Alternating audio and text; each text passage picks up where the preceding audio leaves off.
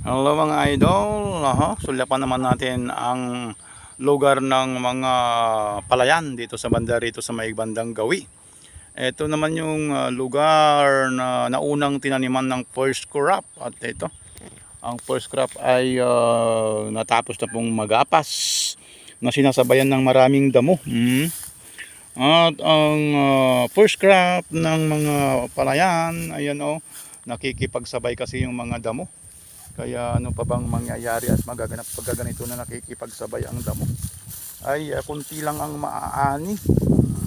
Kunti lang ang maaani kapag nakikipagsabay yung mga tawag doon mga damo. At napakahirap naman yung mga buhay ng mga magsasaka dito mga idol, mga kaibigan. Nakikipagsabay yung mga damo dito.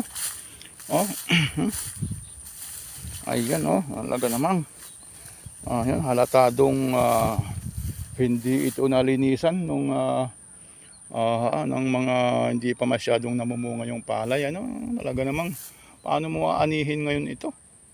Paano aanihin ngayon doon? Ang daming mga damo na nakikipagsabay. Ayan sayang mga idol yung sakripisyo dito.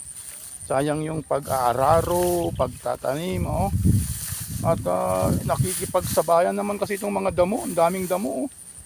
Paano mo ngayon ito pipilian ngayon ito mga kaibigan, mga idol At puro halos damo naman ang nangingibabaw sa palay na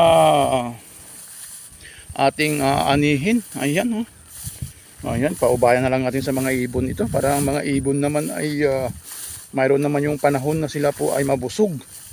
Ayan mga idol halos kasi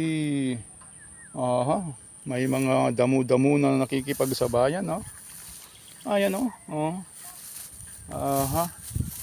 shout out sa mga magbubukid. Ayun may panahon talaga ng malulugi, may panahon naman na kumikita ng magandang ani. Pagka ganito yung buhay natin, parang ano na lang ito tawag doon ay wala tayong swerte ngayon dito sa bukid na ito. Ayan wala tayong swerte, puro tayo lugi sa damo. Ayan shout out ayan ano yan? Ay para sa ano yan? Sa walis? Ayun mga pananim na palay sa bukid mga idol. Thank you very much and more blessings sa iyong panonood. Sana hindi kayo magsasawang manood pa sa mga video ng aking ina-upload. Have a nice day and have a great day to all. Bye bye.